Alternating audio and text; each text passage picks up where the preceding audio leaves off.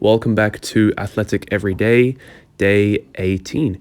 I started out today with some isometrics. I did kind of a shallow knee angle isometric on both legs. The single leg is a really, really good one. I would highly recommend investing in or making a slant ball for yourself. Then I did a kind of moderate bend knee isometric and then a kind of full deep range isometric. So I can get a good range of isometric activity to warm up my knees, and then did a little bit of a different warm up today. The program called for a light jog, 4 times 30 seconds, so that's pretty much what I did.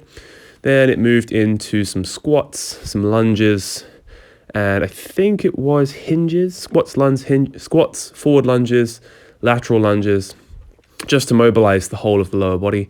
This is pretty much what I would usually do for a jump workout, just to mobilize the lower body, get the blood flowing, and to warm me up.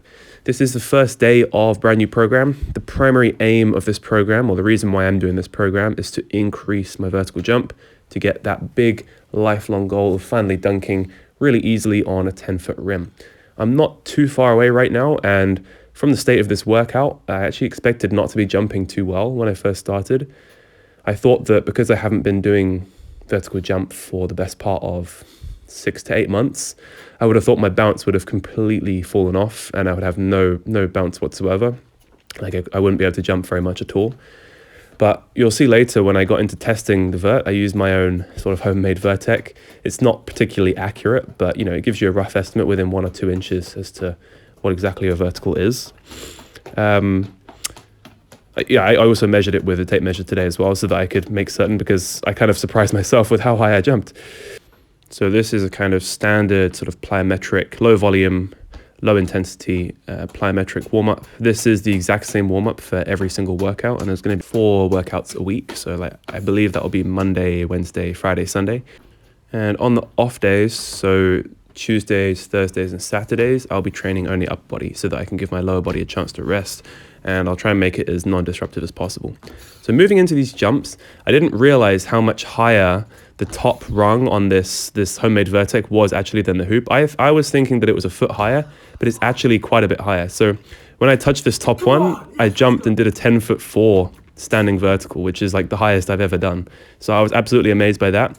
And then my right-left plant is my least athletic one. Then my left-right plant, I managed to touch 10'7". So that's really, really good for my first workout back, and it just goes to show how Olympic weightlifting really does help you to increase your vertical, particularly your standing vertical, where there's a lot of muscular concentric power required.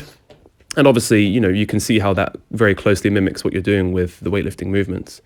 So then I moved on to some line hops, which you just saw there. I jumped over a band, again, kind of low-level plyometrics, getting some lateral frontal plane movement there. Then I moved into some power cleans. So the program actually called for clean pulls. And in the program description, it just says, you can do clean pulls or you can do an Olympic lifting variant if you think your form's good enough. And obviously, I know my form's good enough. Been doing a 10-week weightlifting program. So any excuse to get, heavy weightlifting movements in. And it called for 10 sets of 1 with heavy singles. So I figured I'd just go as heavy as I can this week. I probably could have gone higher than 105, but 105 is the heaviest power cleans I've ever done for this many reps. And I think my form was pretty good. Be the judge for yourself what you think. But I felt good with how this weight moved, and it's going to be the same workout every week. So I'm just really looking forward to how that weight goes up. Hopefully I'll get a new power clean PR. Then I had the ingenious idea of using a barbell to load up my bent leg calf raises, because I was always limited with how I was doing it before by just putting a bumper plate on top of my knee. So this right here is such a fantastic way to add as much weight as you possibly want to do bent leg calf raises. The only real limit is how much you can tolerate having it on your knees, but I used a towel over the top of my knees, and this was really comfortable. So I was getting 95 kilos. I also put a plate underneath my feet to increase the range of motion.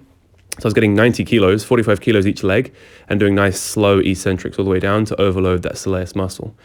And I tell you what, my soleus feels absolutely amazing right now from overloading it in such a way. And the last thing that the program called for was some very, very slow, very, very controlled hanging knee raises. But I was like, those are quite easy. So I figured I would just do toe to bar because it's a little bit more difficult. And really, really fantastic exercise. I could probably do maybe 10 or 12 of these in a set. So I really wanted to just go as slowly as I can to make sure I could honestly feel that completely all the way through my abdominals. And that is pretty much it for today's workout. I will see you guys tomorrow for an upper body workout. Hope you guys are all having a good day, good week, good life, and I'll catch you in the next one.